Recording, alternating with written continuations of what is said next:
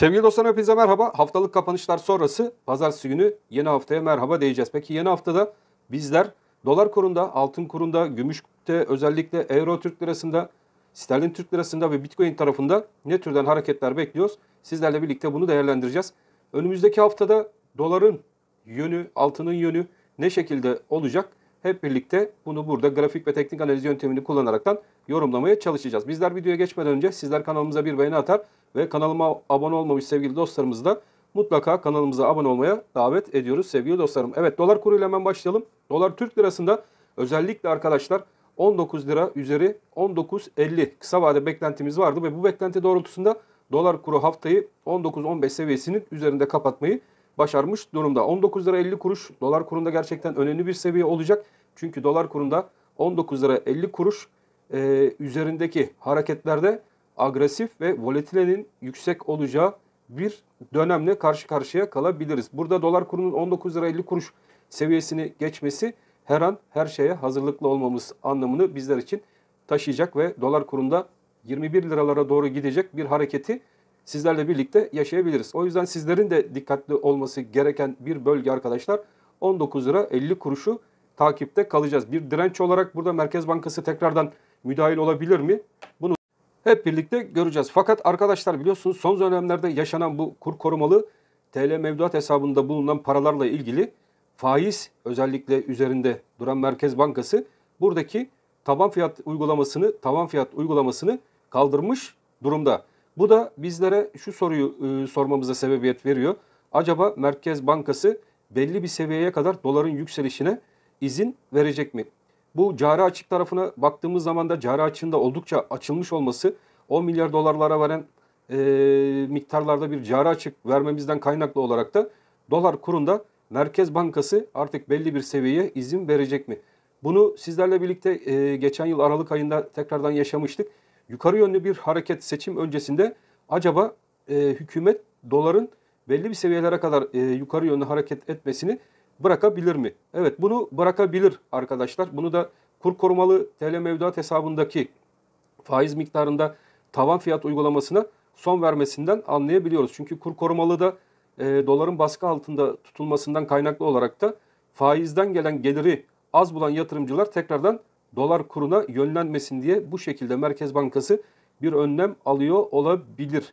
Bunu da göz önünde bulundurmak şart. O yüzden diyorum ki dolar kurunda öncelikle 19 lira 50 kuruş bizler için çok önemli olacak kritik bir seviye ve bu seviyenin Merkez Bankası tarafından nasıl değerlendirilebileceğini bu hafta içerisinde sizlerle birlikte takip edeceğiz sevgili dostlar. Önümüzdeki dolar yatırımcıları için en kritik seviyenin ben 19 lira 50 kuruş seviyesi olduğunu düşünen taraftayım. Eğer ki Merkez Bankası bir müdahil durumunda olmaz ise burada hızlı bir şekilde dolar kurunda 21 lira veya 22 liralar civarına doğru yukarı yönlü hareketi tekrar sizlerle birlikte dolar kurunda izleyebiliriz. Bu yönden altın yatırımcıları, özellikle gram altın yatırımcıları ve gram gümüş yatırımcıları da gene dikkatli bir şekilde piyasaları ve piyasadan gelecek son dakika haberlerini dikkatli bir şekilde takip etmeliler sevgili dostlarım. Çünkü ons altın tarafına baktığımız zaman ons altındaki hareketlerin de gene FED faiz kararlarıyla birlikte ve ABD'den gelen son banka biliyorsunuz iflaslarıyla birlikte altın tarafı da hareketlenmeye başladı. Burada bir altındaki oluşumu sizlerle birlikte takip ediyorduk.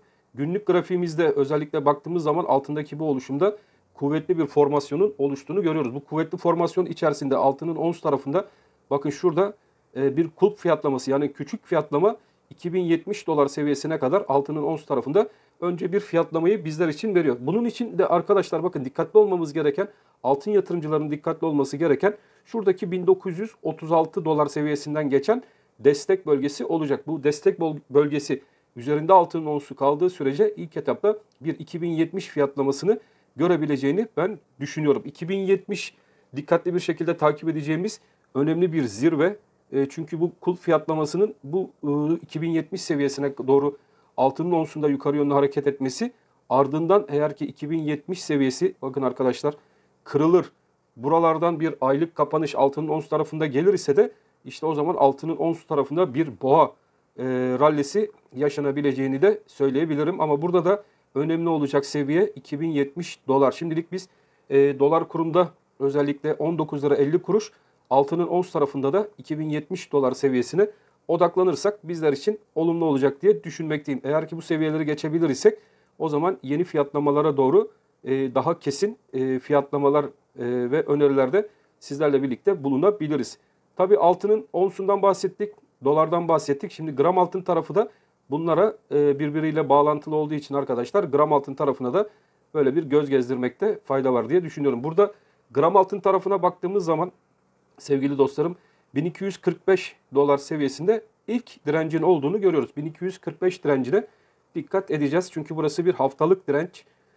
Fakat 1207 de bizler için bir destek konumu haline gelmiş durumda. Burada haftalık kapanışlar artık 1207 Türk Lirası üzerinde gram altında gerçekleşmeye devam ediyor.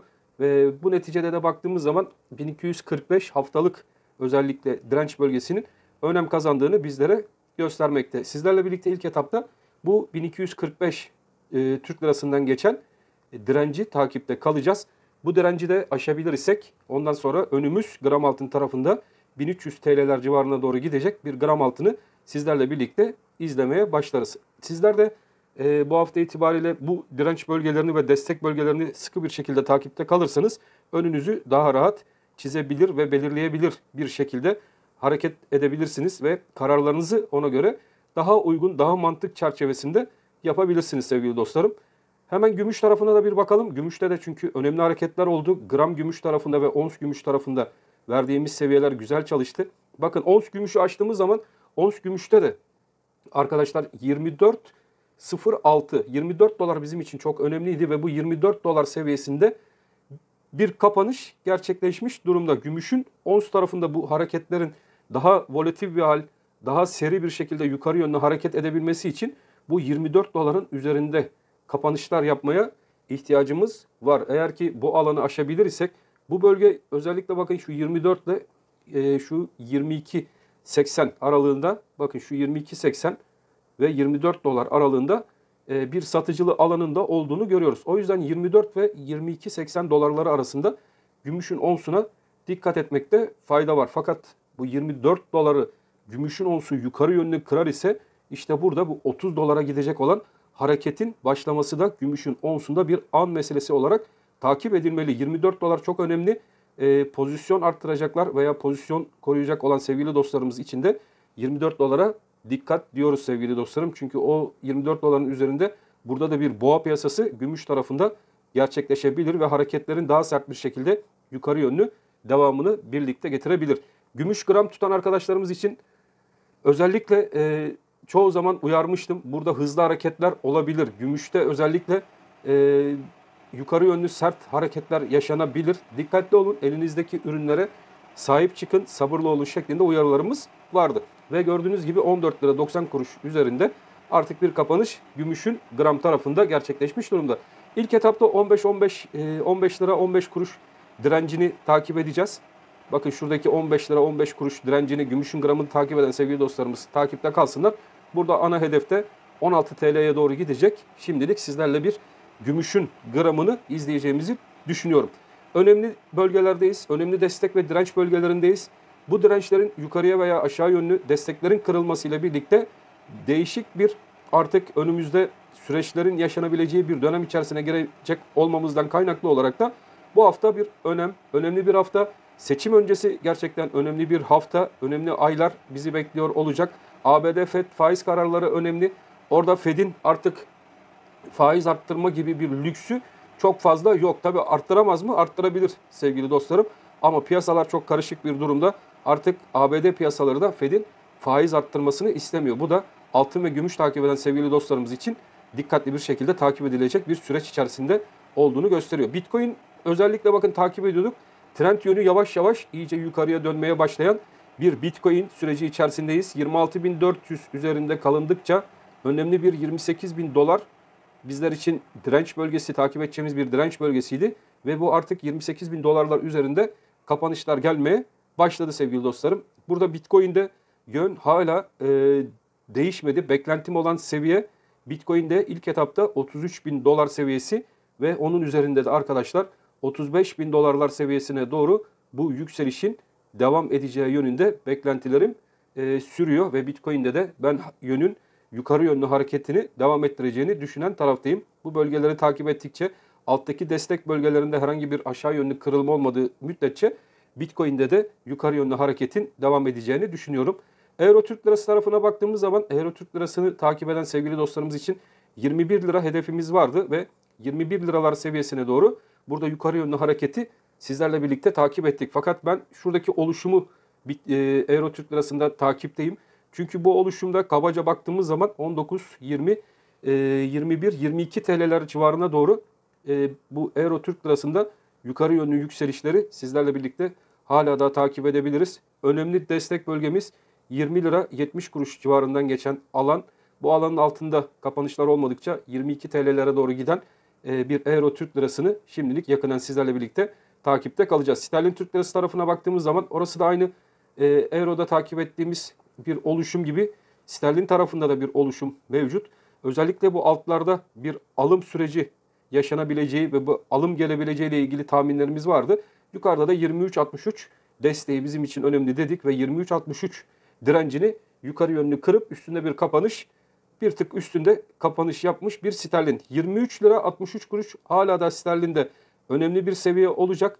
Eğer ki burada kalmayı başarabilir, bu hareketlerin devamını getirebilir ise de arkadaşlar sterlinde özellikle ilerleyen günlerde 25 liralara doğru gidecek önemli bir hareketin başlangıcını sizlerle birlikte görebiliriz. 23 lira 30 kuruş önemli bir destek. Bakın şurası önemli bir destek. Bu destek üzerinde kaldıkça ana hedef bölgesi 25 TL'lere doğru giden bir sterlini takip edeceğiz. Burada da yön hala da yukarı yönlü hareketlerini devam ettireceğe benziyor sevgili dostlarım. Evet, haftayı kısaca sizlerle birlikte değerlendirdik. Önemli bizler için destek ve direnç noktalarını bulmaya çalıştık. Ben hepinizi çok seviyorum. Dikkatli olunması gereken bir hafta.